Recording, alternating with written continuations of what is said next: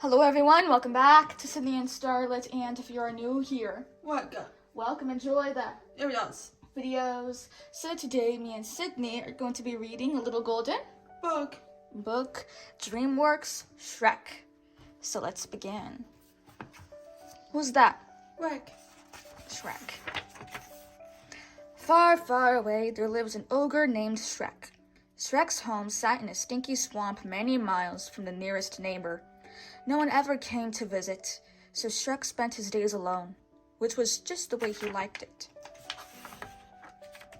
Late one afternoon, Shrek was out in the forest when, thump, a beast named Donkey crashed right into him. To Shrek's annoyance, Donkey started to talk, and talk, and talk some more. Shrek liked his privacy, so when a whole group of unruly fairy tale guests suddenly showed up, he bellowed, "What are you doing in my swamp?" "I didn't invite them," Donkey said. Lord Farquaad, ruler of Duloc, had chased all the fairy tale creatures from his kingdom. Shrek set out to give Lord Farquaad a piece of his mind, and Donkey tagged along. Meanwhile, Lord Farquaad planned to marry the beautiful Princess Fiona. He held a grand tournament to find a champion to rescue her from her tower.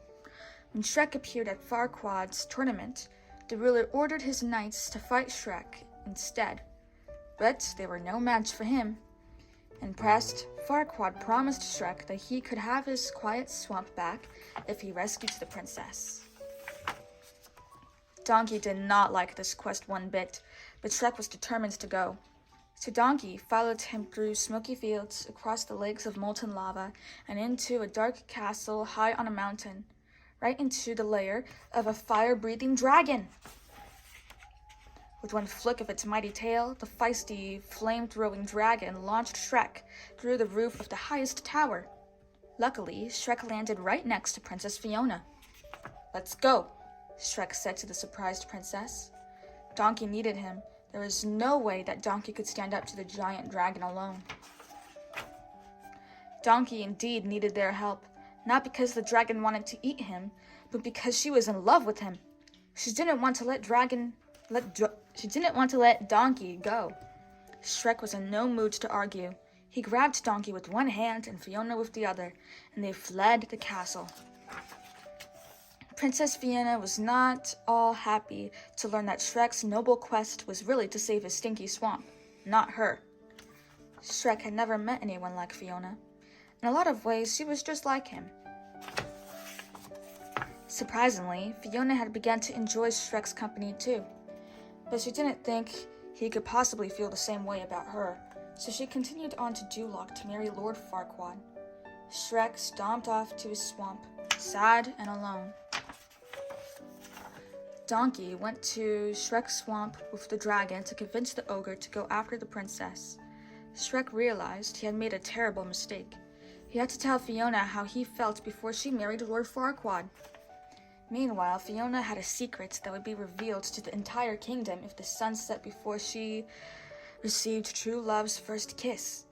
When Shrek arrived, she was bathed in a dazzling light. Then the light faded. She transformed into a beautiful green ogress. Lord Farquaad was horrified. He wanted a picture-perfect princess for his picture-perfect kingdom. But Shrek had never been happier. When Fiona kissed Shrek, she once again disappeared into a brilliant shower of light. Would the spell finally be broken? Would Fiona no longer have to transform into an ogress each night? As the light faded again, the crowd gasped. Fiona was still an ogress. "I don't understand," Fiona said. "I'm supposed to be beautiful." "But you are beautiful," Shrek said. They were perfect for each other.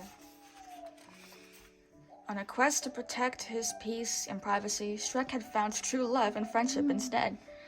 The day Shrek and Fiona were married, the swamp overflowed with all their friends and lots of wonderful fairy tale creatures. Only this time, they had all been invited. The end.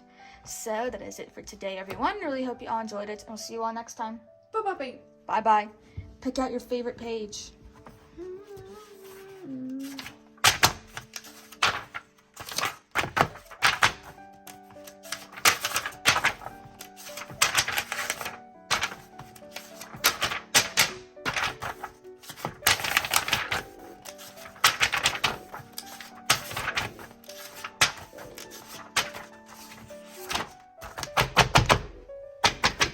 Who's your favorite character?